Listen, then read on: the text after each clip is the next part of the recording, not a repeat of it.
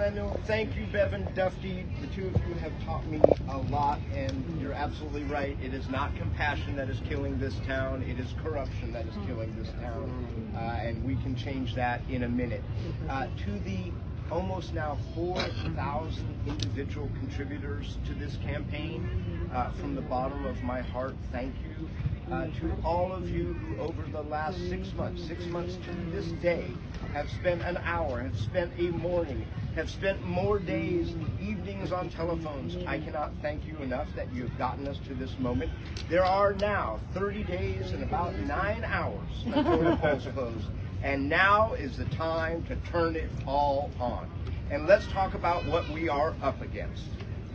We are up against really nothing that is short of a right-wing takeover attempt of San Francisco. And that is happening right now as millions of dollars are being unleashed on Connie Chan, are being unleashed on Dean Preston, are being unleashed on Matt Alexander, from a movement that wants to take over the Board of Supervisors for their own economic advancement, to get rid of things like rent control, to privatize public education. That is what we are up against. That is what these billionaires are paying for.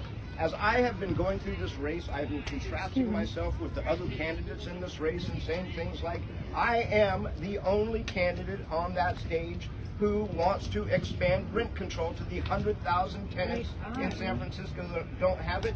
But today, I'm going to stand up and tell you that I am the only major candidate in this race who is not endorsed by the Republicans. Yes, major candidate in this race.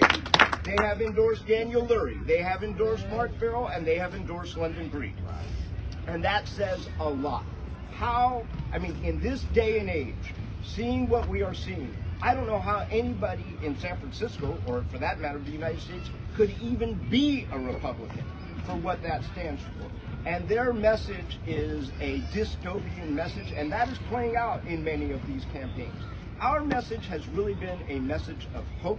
We have run an extremely positive campaign, rather than blaming and finger pointing and scaring people. And their campaigns are all about fear.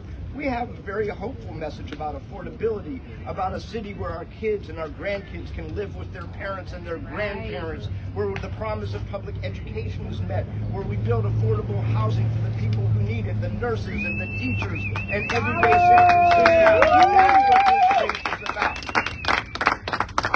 They are going to spend a ton of money. It's going to be on digital, it's going to be on TV, it's going to be in your mailboxes.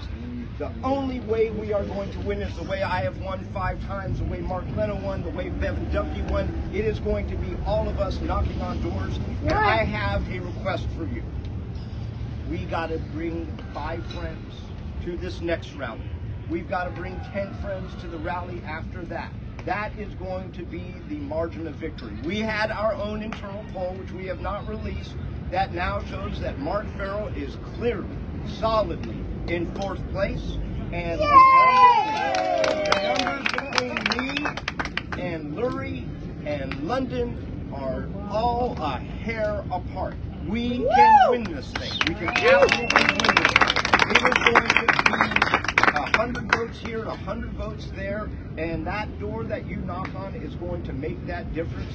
So to everybody who's contributed their time, their money, their hope, let's go out and win this thing. We can totally win. Yeah!